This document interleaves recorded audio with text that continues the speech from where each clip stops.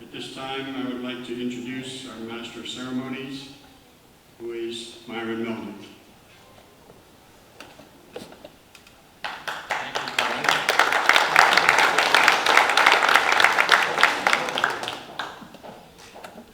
I'm honored to be here, and before we start our program, I would like to introduce the guest at the head table. And I'm going to be just very brief in the introduction because when they come up to speak, I'm going to give a more detailed biography of their particular expertise and contribution. So, to my right is General Havrylov, former military attaché from Ukraine to the United States.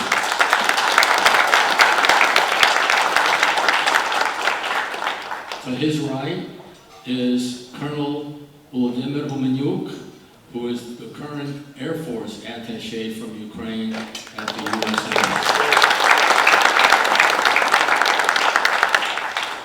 And of course our national commander, who's going to be speaking shortly.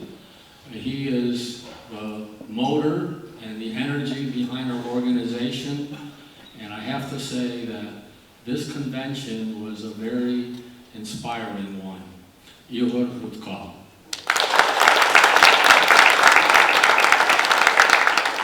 To his right is his wife, Natalia Rudko, who is also very active in the Ukrainian community, specifically in the Ukrainian Women's League of North America.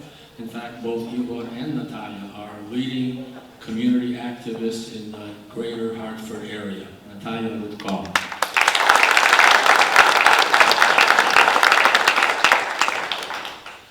To her right is our guest speaker. We're very honored to have him here today. This is a rare occasion because Dr. Carver is very much in demand.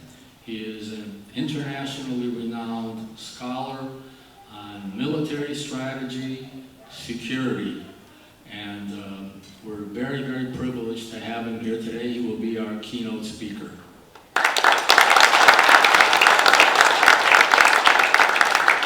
And to his right is Irina Novohaynik, who is accompanying Dr. Carver.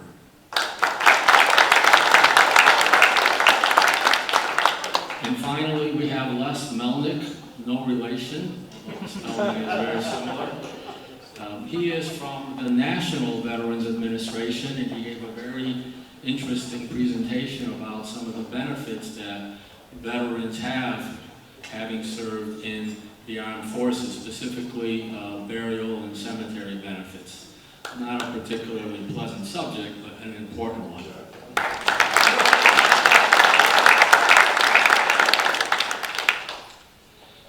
Just a little word about possible changes in our schedule, because we are expecting today Congresswoman Rosa DeLauro, who represents our district here in Southern Connecticut. She has committed to coming here. She will have a few brief remarks, but you have to understand this is the Saturday before Election Day, and there are a number of candidates in the area that are campaigning. In fact, in New Haven, there is a new candidate for mayor, and as you know, senators and congressmen support their own, so she has other functions to attend today, but we would like to welcome her and give her an award for some of the great work that she has done for our veterans and really for our community. So let me start by asking Commander Rudko to give his remarks.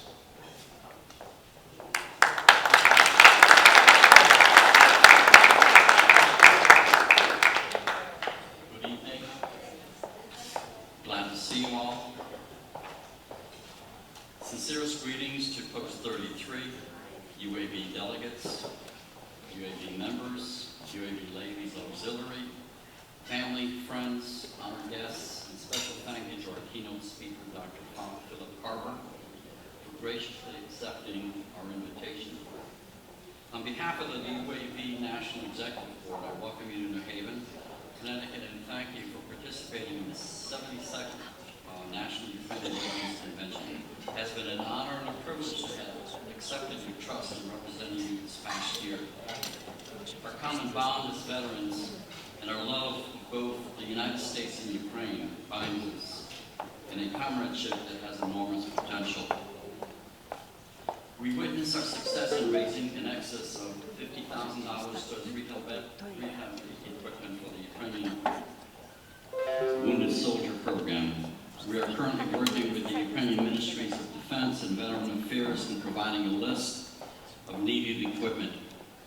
We have also engaged the Department of Defense in providing training to Ukrainian specialists in dealing with post-traumatic stress disorder and traumatic brain injury. We are also continuing our efforts in resolving Ukraine's issue with allowing severely wounded Ukrainian soldiers to obtain medical treatment at U.S. military medical facilities. We should also not forget the needs of our aging veteran community.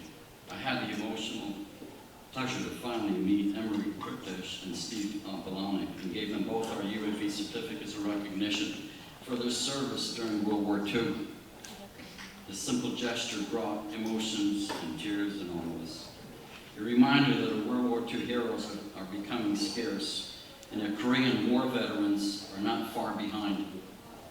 Let's not forget their sacrifices and remember to show our gratitude before they become just a memory. God bless our heroes. I look forward to a productive 72nd convention. I want to thank the National Executive Board and all Connecticut posts for their contribution to making this event possible. I would also like to thank all of the posts that are represented. Their efforts in respective communities enable us to maintain our bond of comradeship and to carry on the work before us. You, all of those before us, and those that are currently serving, are a reminder that freedom is not free. It comes at a high price. God bless you all.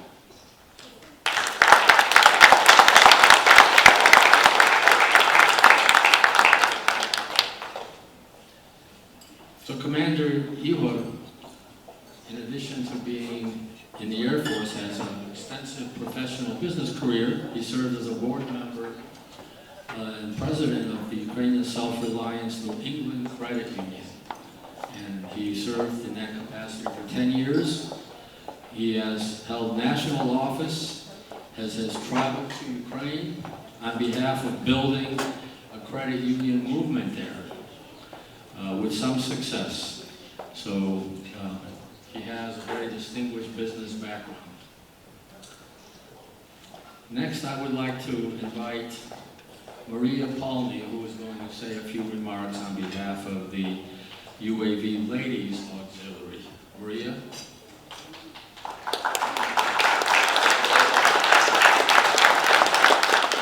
Well, on behalf, my name is Maria Palmy. My husband is Peter Palmy, he's one of the veterans.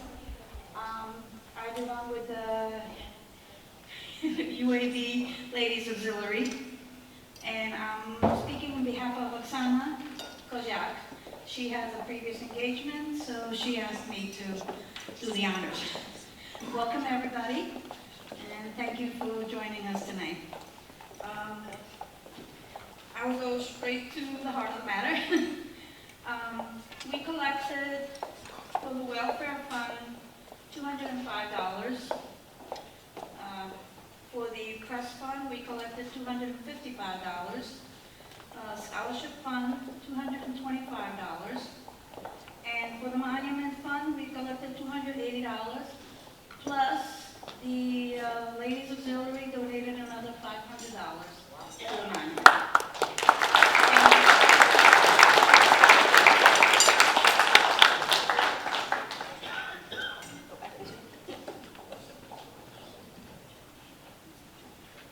Thank you. Next, I would like to introduce Major General Volodymyr Havrylov.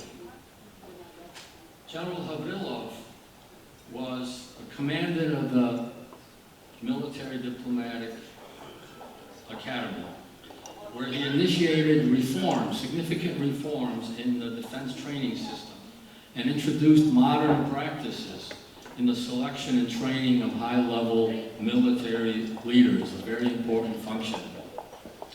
He served, prior to coming to Washington, as the defense attaché in Romania.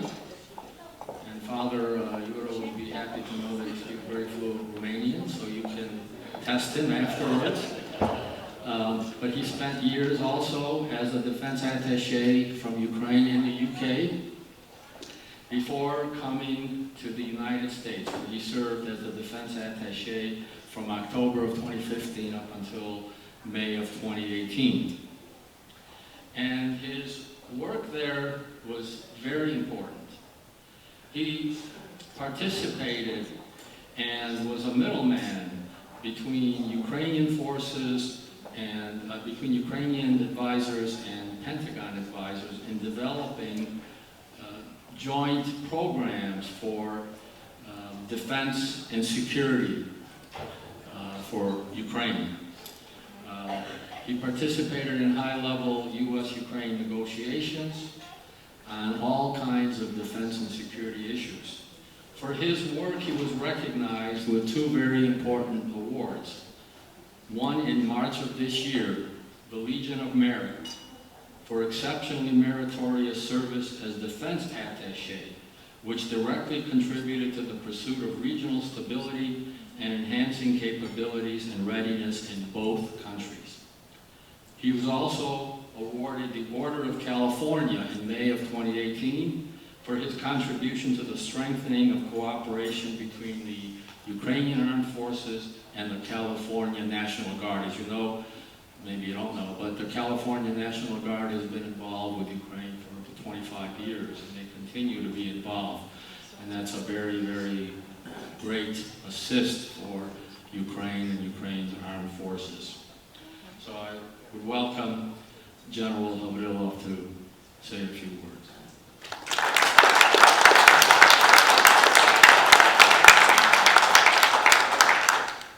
It is a great honor for me to be with you today. I know many of you because of the very practical things you do with us and for our military. I'm very grateful for your contribution to the Ukrainian Armed Forces capability, to the morale and to support of our wounded warriors.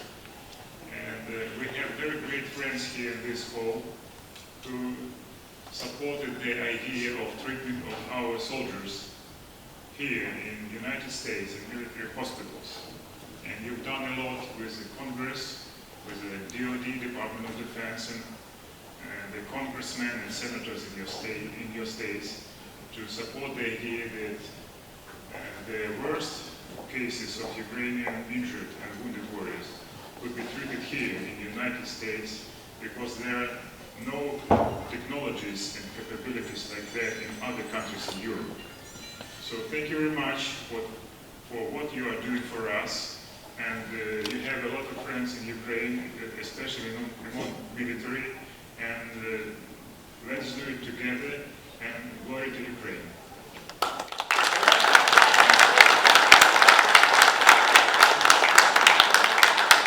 General Havrylov. General Havrylov came here to the United States just a week ago because he continues to be involved with veterans, severely wounded veterans, and he is one of the main forces behind Ukraine's participation in the annual Marine Marathon, which takes place in Virginia. It was last weekend.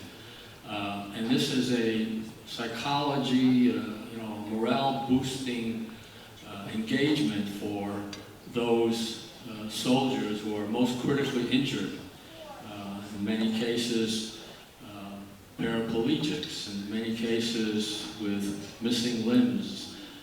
Nevertheless, through this program that General Havrylov runs, he is able to engage them and engage them in training and preparation for this Marine Marathon, which includes 60 countries.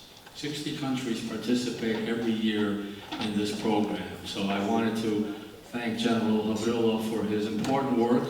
After he left Washington, he went back to Kyiv to work directly with those that most need the help.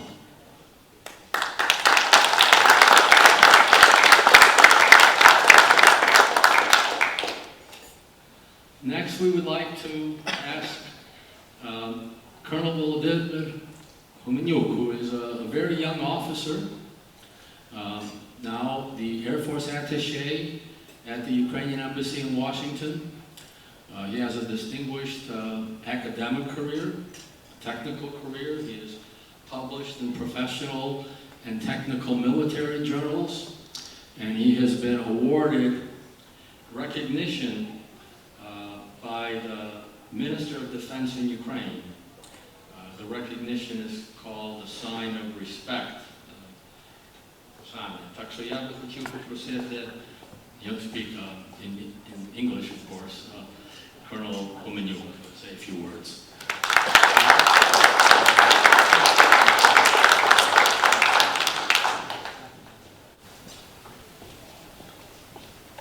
Thank you very much.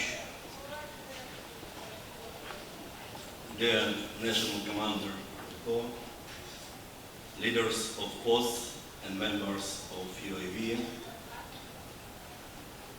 United States patriots, friends of Ukraine, and guests. It is a great honor for me to be with you today, with people who are not indifferent to the fate of Ukraine.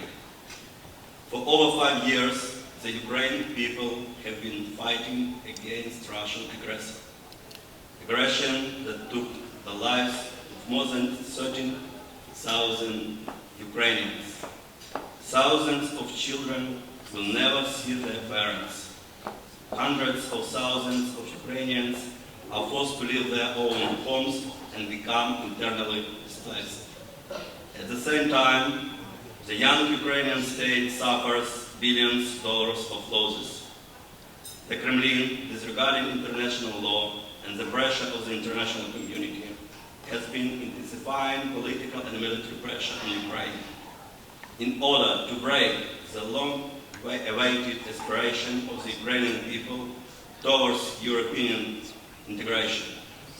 Russia tries to return Ukraine to its own sphere of influence, increasing of Russian military capabilities along the state border with Ukraine, and the militarization of the illegally annexed Crimean Peninsula have become unprecedented.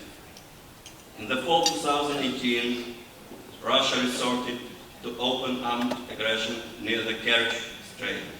As a result, sailors and ships of the armed forces of Ukraine were captured.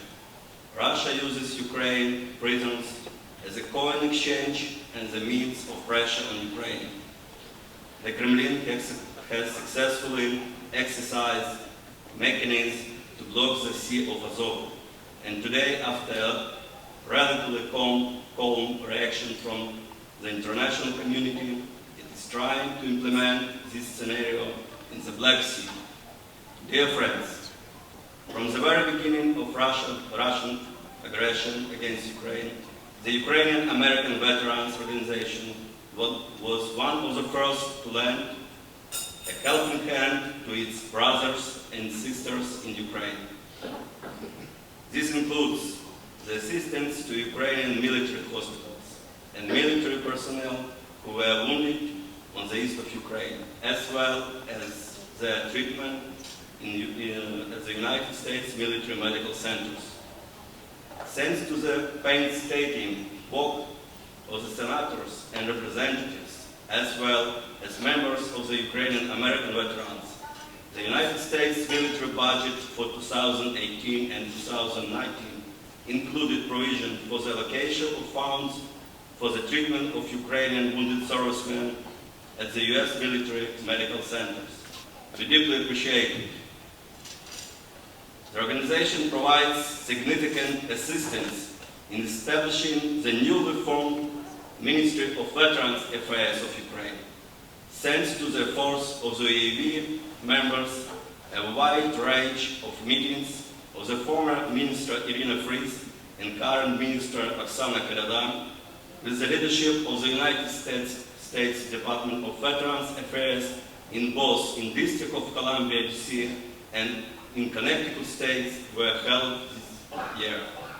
UAV have been assisting in strengthening and improving the Ukrainian VA system in order to deliver to veterans the care they so richly deserve and treatment they need in timely manner. Our priorities are to provide the veterans mental health services, abuse and suicide prevention, rural veterans health initiatives, good treatment and education benefits at any point of veterans' life.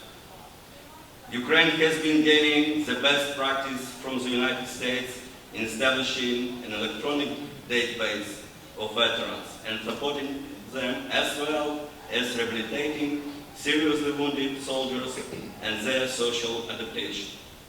I would like to express my sincere appreciation to the congressmen and senators. I would like to have them today, but for their strong bipartisan support and extension of the United States security assistance to Ukraine. Ukraine faces a growing threat of Russian aggression from the sea. That is why it is vital for Ukraine to have further political and military support from the United States. Well armed with lethal weapons and highly trained armed forces of Ukraine are the key factors, not only for Ukraine's territorial integrity, but also to security and stability throughout of the European region. We should have the courage to act instead of react. Dear friends, on November 11th, the United States celebrates Veterans Day. Let me thank you for your service. I wish each of you good health, well-being, and excellence in work, and the organization Ukrainian American Veterans, further development and continuity. You are an example for the younger generation, and your accomplishments inspire further work. We are proud of all of you, and we are grateful not only of those who wear the uniform, but we are grateful to all of those who stand alongside you. God bless America. God bless you. Glory to Ukraine. Slava Ukraini. And just 1 minute. On behalf of Ukrainian Church Affairs for US, Andrij Dobriansky, I would like to present certificate of merit for the significant assistance to Ukrainian American Veterans, for the significant assistance to Ukrainian wounded soldiers and improvement of the Ukrainian VA system.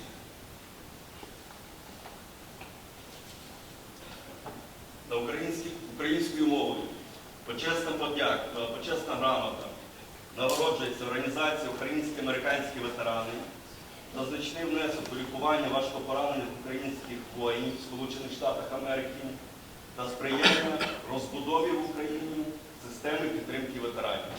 Пане Юрію.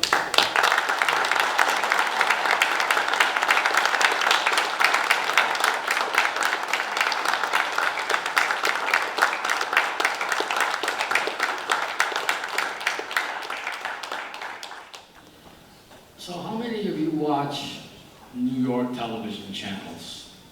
I'm talking, WPIX, even PBS, WNET.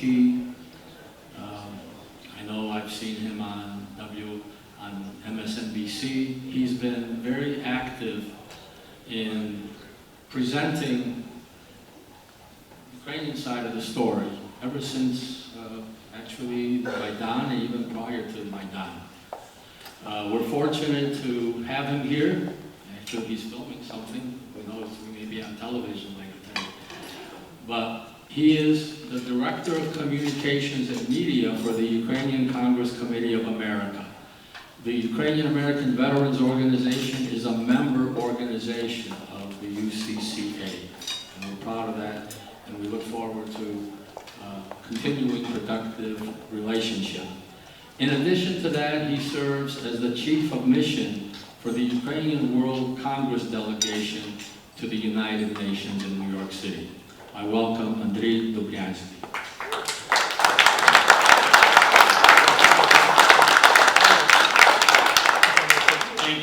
Thank you, and thank you for allowing a part of this, and for all the continued support and the activism by the Ukrainian American Veterans community.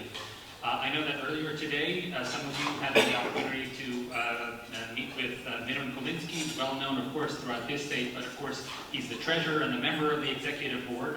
And on behalf of the executive board of UCCA, I'd like to extend our greeting.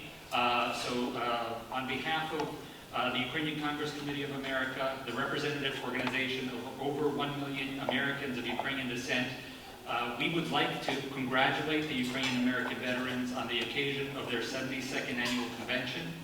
As both an American veteran organization and an ethnic Ukrainian organization, the UAV plays an integral role in the Ukrainian American community, as well as the larger worldwide fraternity of military veterans. Furthermore, Ukrainian American veterans have been active leaders throughout the 125 years of the organized Ukrainian American community, including the formation of the Ukrainian Congress Committee of America 79 years ago.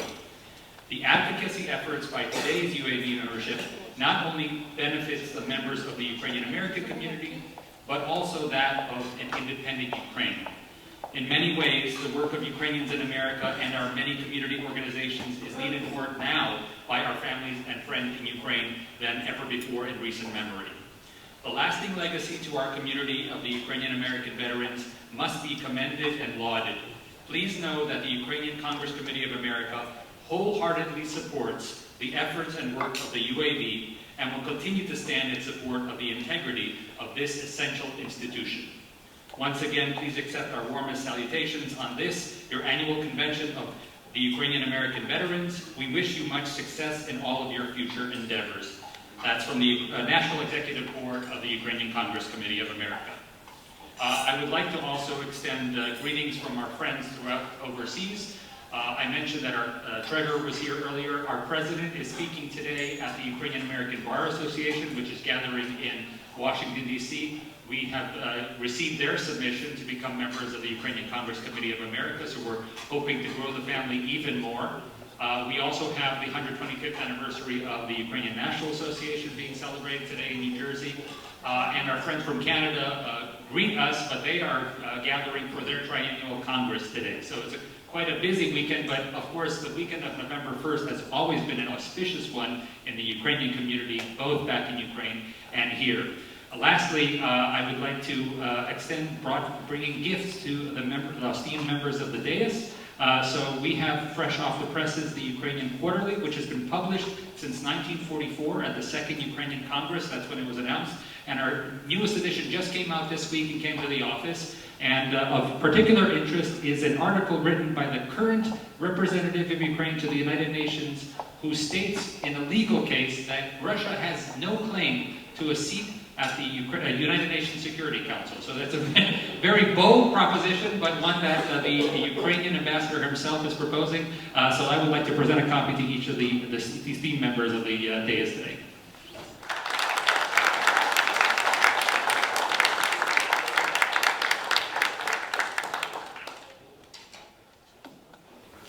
I would like to thank Andrij for arranging admission to really the first meeting that the Ukrainian community had with the newly elected President Zelensky when he came to New York City for the opening of the General Assembly session of the United Nations.